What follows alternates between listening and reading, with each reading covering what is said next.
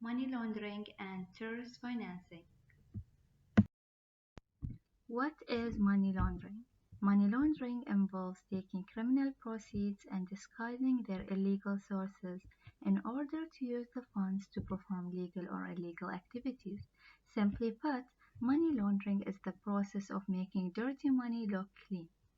When a criminal activity generates substantial profits, the individual or group involved must find a way to use the funds without drawing attention to the underlying activity or persons involved in generating such profits. Criminals achieve this goal by disguising the source of funds, changing the form or moving the money to a place where it is less likely to attract attention. The United Nations 2000 Convention Against the Transnational Organized Crime, also known as the Palmero Convention, defines money laundering as the conversion or transfer of property, knowing it is derived from a criminal offense, for the purpose of concealing or disguising its illicit origin, or of assisting any person who is involved in the commission of the crime to evade the legal consequences of his or her actions.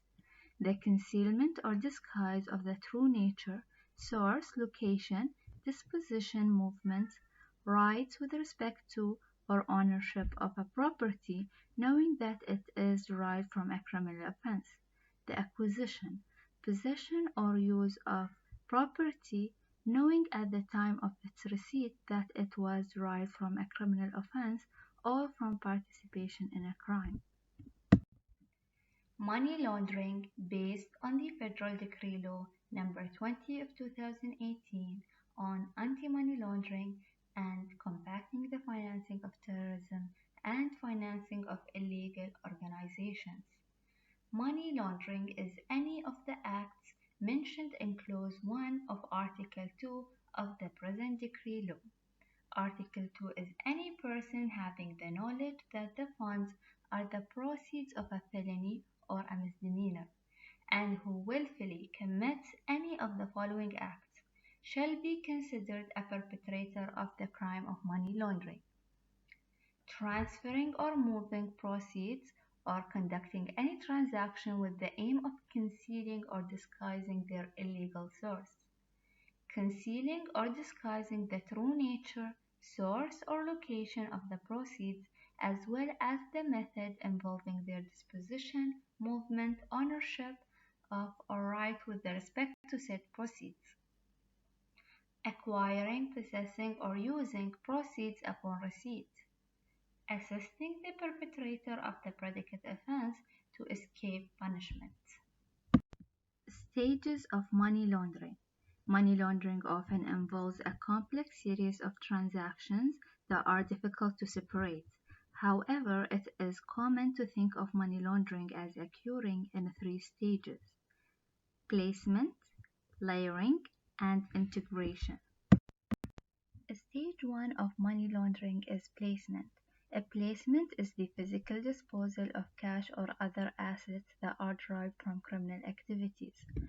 During this phase, the money launderer introduces the illicit proceeds into the financial systems.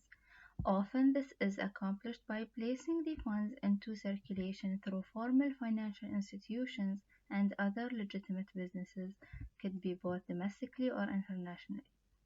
Examples of placement transactions could include blending of funds, by commingling of illegitimate funds with legitimate funds, such as placing the cash from illegal narcotics sales into a cash-intensive locally owned restaurant; foreign exchange, by purchasing of foreign exchange with illegal funds; and breaking up amounts, that's by placing cash in small amounts and depositing them into numerous bank accounts in an attempt to evade reporting requirements.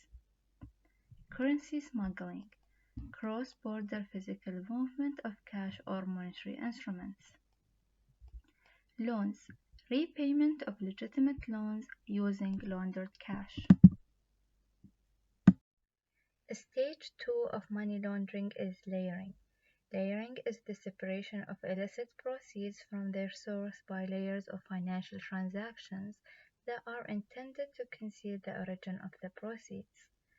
This second stage involves converting the proceeds of the crime into another form and creating complex layers of financial transactions to obscure the source and ownership of funds. Examples of layering transaction could include electronically moving funds from one country to another and dividing them into advanced financial options and markets. Moving funds from one financial institution to another or within accounts at the same institution. Converting the cash placed into monetary instruments. Reselling high-value goods and prepared accesses, stored value products. Investing in real estate and other legitimate businesses. Placing money in stocks, bonds, or life insurance products. Using shell companies to obscure the ultimate beneficial owners and or assets. Stage 3 is integration. Integration is supplying apparent legitimacy to illicit wealth through the re-entry of the funds into the economy in what appears to be normal business or personal transactions. The launderer, for instance, might choose to invest the funds in real estate, financial ventures, or luxury assets. By the integration stage, it is exceedingly difficult to distinguish between legal and illegal wealth. Examples of integration transactions could include purchasing luxury assets like property, artwork, jewelry, or high-end automobiles, or getting into financial arrangement or other ventures where investment can be made in business enterprises. Terrorist financing is an act by any person who by any means, directly or indirectly, willfully provides or collects funds or attempts to do so with the intention or knowledge that they are to be used to carry out a terrorist act or by a terrorist or by a terrorist organization.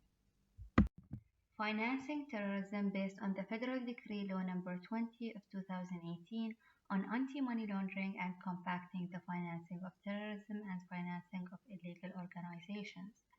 Article 3 is guilty of the crime of financing terrorism whoever intentionally commits any of the following. Any of the acts specified in Clause 1 of Article 2 of the present decree law if he is aware that the proceeds are wholly or partly owned by a terrorist organization or a terrorist person or intended to finance a terrorist organization, a terrorist person, or a terrorism crime, even if it without the intention to conceal or disguise their illicit origin. Providing, collecting, preparing, or obtaining proceeds or facilitating their obtainment by others with intent to use them or while knowing that such proceeds will be used in whole or in part for the commitment of a terrorist offense, or if he has committed such acts on behalf of a terrorist organization or a terrorist person while aware of the true background or purpose. Stages of terrorist financing. The first stage is raising the funds. The source of funds could be legitimate, such as a salary, or it could be originated from illegal acts. Deceiving people to legally raise funds by using non-profit organization and raising donations.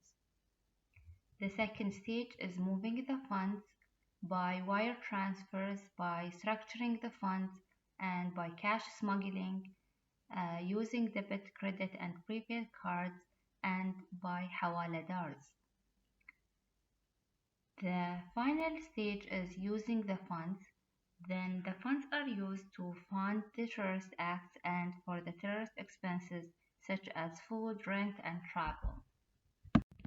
Money laundering and terrorist financing has significant economic and social consequences, which include increased exposure to organized crime and corruption, undermining the legitimate private sector, weakening financial institutions, damping effect on foreign investments, loss of control or mistakes made in decision regarding economic policy, loss of tax revenue, risks to privatization efforts, reputation risk for the country, risk of international sanctions, social cost, and legal risks.